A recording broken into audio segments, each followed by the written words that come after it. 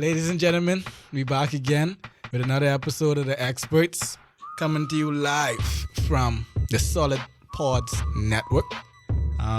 It's your boy CJ the X Factor here with my co-host. You know what it is. Showtime in the building. We have a big storyline for you guys today. The NBA season has just started. X Factor, take it away. You know what it's about. Yeah. We got the NBA big games tonight. Well, last night. Let's start off with last night because it actually started last night. Last night was the opening night one. Yeah, with we had the Pelicans and the Raptors. Right. Toronto got their rings. So they say it was the biggest rings in NBA history. I don't know if it's the most expensive, but I know it's the biggest. Pascal Siakam looked good after getting his max contract. Van Fleet, them guys, they okay, but they play the Pelicans so without Zion, so I can't judge them off that. Lonzo Ball try a 1-footed 3-pointer air ball. Don't worry about it though.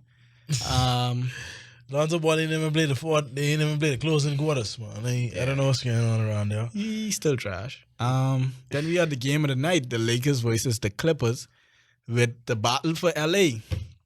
And once again, Kawhi Leonard has came out on top of LeBron James.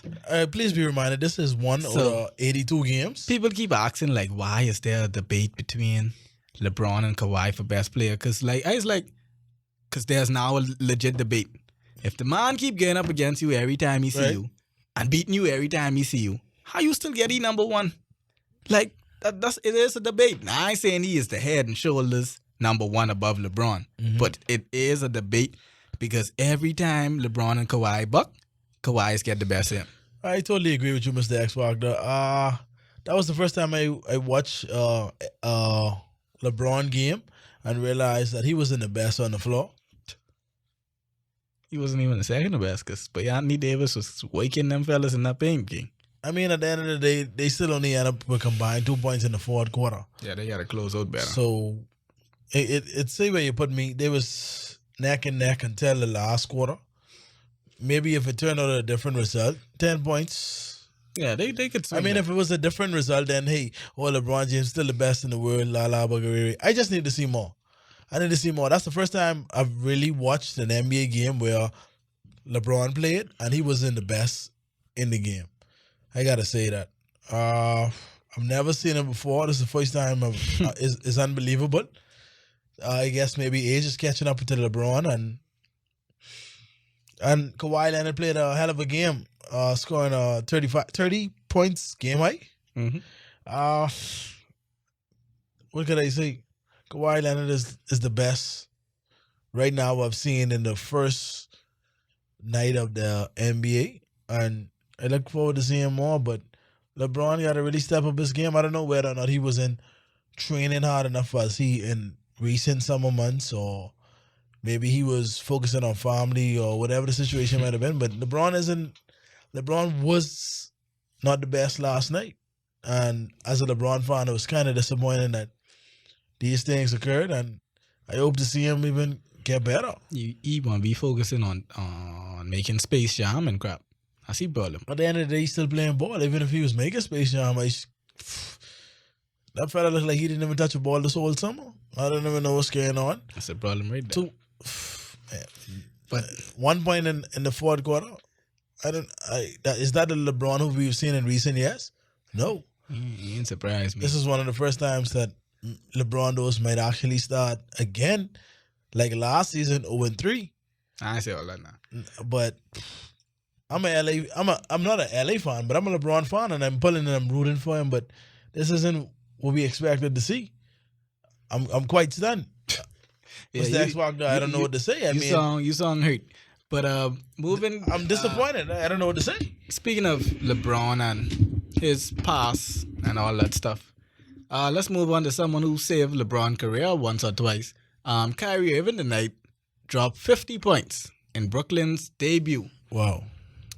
In a loss, overtime. But 50 points nonetheless. I saw at the beginning of the game, I started to watch a little piece at the beginning before I came out. He started to tear up before the game, like he really wants to play for Brooklyn. Like it made an impact on him that he's a Brooklyn Net right now. No Durant. And I like to say Kyrie Irving is a very great actor, but continue. yeah, well, yeah, Continue. he got to do what he got to do. At the end of the day, a loss still is a loss. Whether Yeah. you have scored 50 or you score 1. But The object of the game is to win. I could go down scoring 50 now. I don't mind scoring. Yeah, but I mean, that's a selfish player. Well, But when it comes to team sports and knowing who gets the victory or not, ask LeBron James. if I could lose and still score 1, I might as well win and score. If you win and score 1 and lose and score 50, that don't make sense. Like Kobe say, I'd rather go 0 for 30 than go 0 for 10. That means I can never take 10 shots, and if I miss all 10, I can give up. I can miss all 10, I can miss all 20, and I can miss all 30 because I can never stop shooting. Yeah, that's why you and Kobe home now. But anyway, moving on to better things. We got some big names and big new faces in big places. Kemba Walker is in Boston. Yeah. Boston lost to Philadelphia. You got who we got now? We got You can't forget to shout out our Bahamian Buddy. buddy in the Max Yeah, contract and what he got in. We got Buddy and Aiton playing tonight against each other. Last time I checked, I think Buddy them was up by a few points. Buddy was outscoring Aiton. I mean, it ain't a head-to-head rival. They two different players, two different positions, but You know, all wearing the same name and flag, and we appreciate the love. yeah. But at the end of the day, Buddy Hield is one of the best I've ever came with the Bombers and averaging quite some points and assists. Buddy Hield is getting Max contract. I mean, he didn't get a max, but Definitely the most. yeah, he got most for like a baby. The most the Bahamian has ever made in the NBA. Until Aiton. But Aiden is coming up. But right now, Buddy is the man. Yeah. Buddy is the man. He realized he is the man. His agent told him he was the man, and as a man figure, he went there and he said, "Listen, we want to get that max contract. Eh?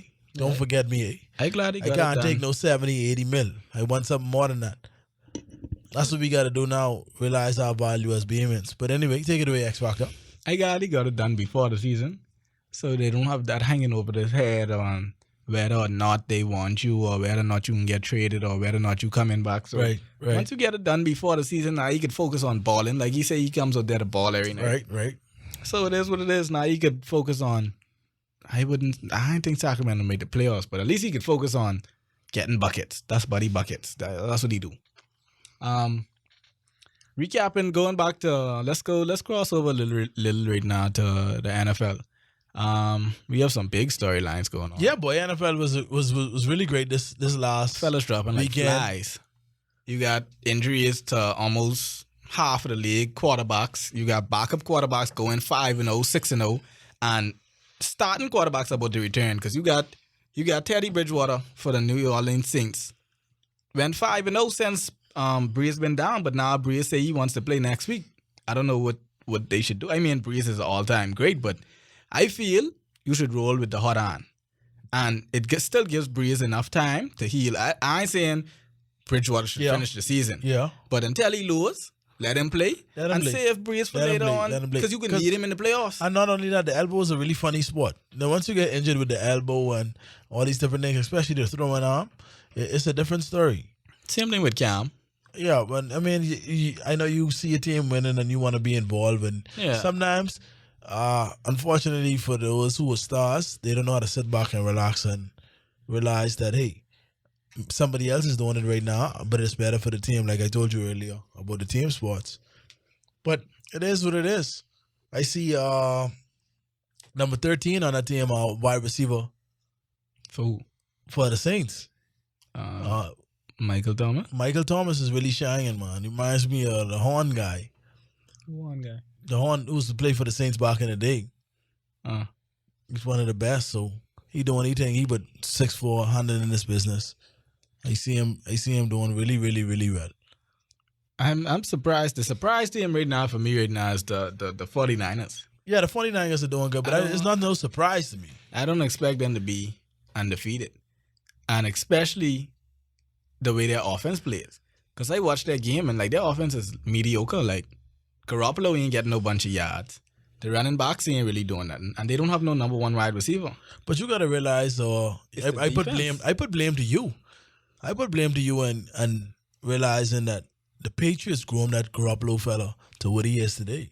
Yeah, like But what we did. once you wake under Brady, you become a Brady. Yeah. So once that man have a dog fight in his eyes, there ain't no saying whether or not he can win. And don't forget, the 49ers used to coach in that whole that type of game, that run first, pass second game. I mean, they still trash though, but I mean, yes, it was kind of rainy. It was rainy. That 9-0 game, they went against the Redskins 9-0. they undefeated, and they still don't have them ranked as the number one team in the NFC. So that's still telling you that. What you mean, power ranking? Yeah, they still ain't the number one team in the NFC. Understood. They have the Saints and the Packers, I think, ahead of them, and both of them are like 5-1, 6-1. So it is what it is. But like I said, a surprise, and it just shows. I was having a debate with my coworker today because he's a Bronco fan who likes Peyton Manning and John Elway, and they hate Tom Brady, Right. but and the Patriots on the whole. So I was showing, I was like, boy, this just shows the greatness of Bill Belichick, because every quarterback he draft underneath Tom Brady, look at Garoppolo, undefeated right now. Look at Brissett, who's playing with the Colts right now, who came from the Patriots last year, who was our third string quarterback in New England.